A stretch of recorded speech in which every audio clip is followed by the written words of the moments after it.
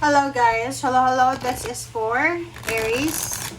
Aries, welcome dito sa aking channel, Kapalaran 888. Welcome guys. Alamin natin kung anong messages, vibration, gabay energy para sa lahat ng Aries.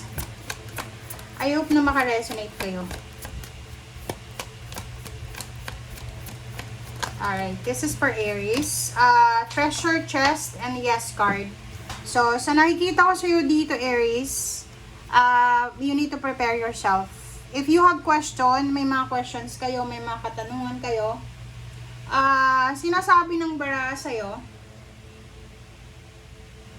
na yung intuition mo daw is correct. So, take action accordingly. So, may mga question ka, ano bang kailangan mong gawin, ganyan, ganito. Gawin mo kung ano yung nararapat. Kasi it's a yes. Okay? Sabi ng baraha sa'yo, nasa tamang direction ka. Treasure chest, prepare yourself, Aries, kasi isang hindi mo inaasahan na windfall of new abundance ang posibleng darating sa'yo. Sabihin natin na posibleng makakatanggap ka ng inheritance, unexpected inheritance, lump sum of money, promotion, salary increase, higher position, payments, bonuses. Pwedeng manalo ka sa isang sugal, pwedeng manalo ka sa loto, online or physical na lottery.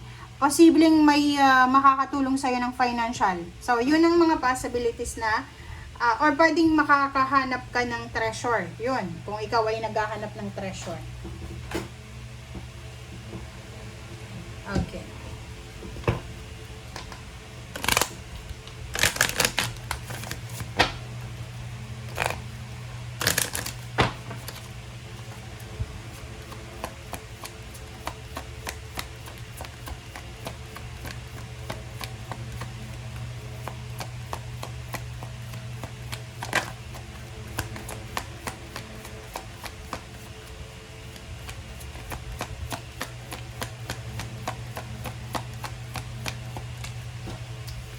Okay.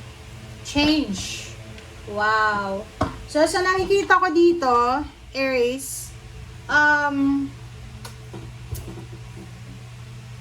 eto, na barahan na to is, pwedeng you are planning to travel.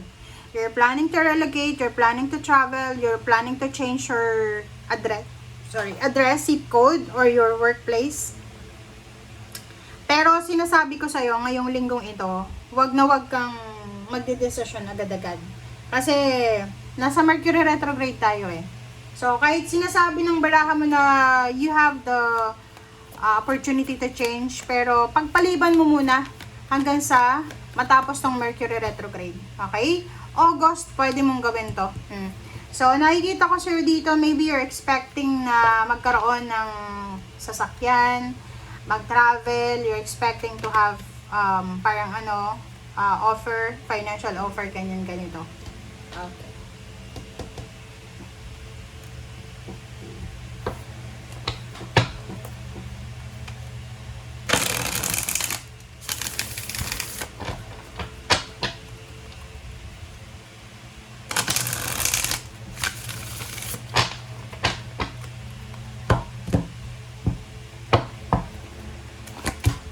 Alright, Ace of Cups. So, yun.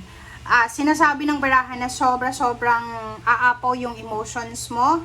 Magiging sobrang masaya kayo. Okay? Sa pagbabago, sa mga matutupad yung pangarap nyo, sa pagdating ng unexpected na windfall ng abundance na to, sa Wheel of Fortune, sa pag-ikot ng fortune mo. So, sinasabi ng baraha sa'yo dito na you will be super lucky. You will be super lucky, super lucky talaga. Mabilisan to ha. So, sinasabi ng baraha sa'yo dito na mabilis na pag-asenso, isang napakabilis na pagbabago ng buhay mo na pwedeng magdala sa'yo ng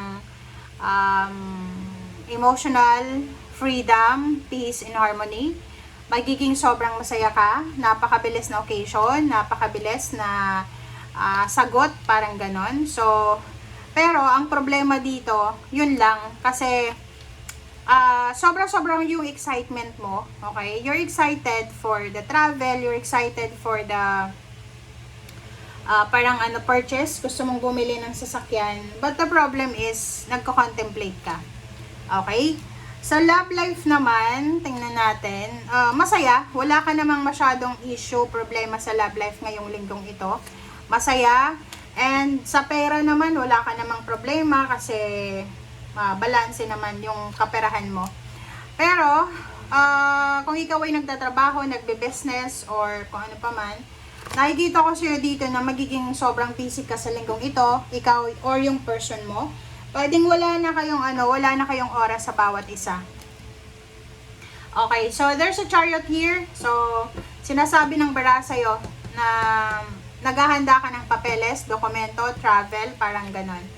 Okay? Sinasabi dito ng baraha, this is fire sign energy. So, since Aries ka, sinasabi sa'yo na you are super excited para sa bagong parating. So, may pera ditong parating. Yun, pwedeng nag-a-apply ka ng bagong trabaho or nag-a-apply ka ng loan sa bangko. Parang ganun. So, you're excited. May milagro na paparating sa buhay mo, Aries. So, dito mo ihanda ang sarili mo sa milagro na yan. Okay, 4 of Swords. So, sa nakikita ko sa'yo dito, mag-iingat kayo. Okay? Yun nga sabi ko. You need to be careful sa mga decision making mo. Okay? You need to be careful sa mga present na decision making mo. Sabi ng bara sa'yo dito, matutupad at matutupad mo yung mga pangarap mo sa tamang panahon. Pero huwag kang magte-take ng risk sa mga bagay na alam mo na makakapahamak sa'yo. Okay? Impress, take care of your physical health. Kung babae ka, take care of your body. Okay? Take care of your health. Love life, yun. Take care of both sa inyong dalawa. Kung may asawa ka, boyfriend, girlfriend. Nako, sa may mga asawa to na Aries, be careful sa pakikipag one night stand. Okay, may asawa ka. Kung may asawa ka, kalibin. Kasi posibleng makabuntis ka kung lalaki ka. Or posibleng mabuntis ka.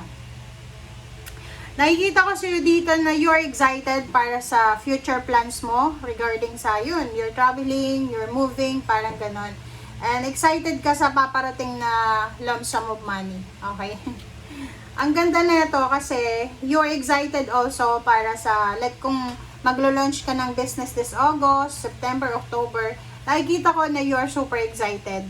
Especially doon sa magta-travel ha, if you're planning to travel, or yung person mo pupunta ng ibang bansa para magtrabaho, nakikita ko, instead na homesickness yung maramdaman mo, you're excited. You're excited for the future. Okay? Or dito sa mga plano nyo. Basta, kung makikita mo guys, ang baraha mo, puro travel, movement, changes, milagro, ganyan, pera, and love life. Yun ang nakikita natin. Okay? Thank you. Bye!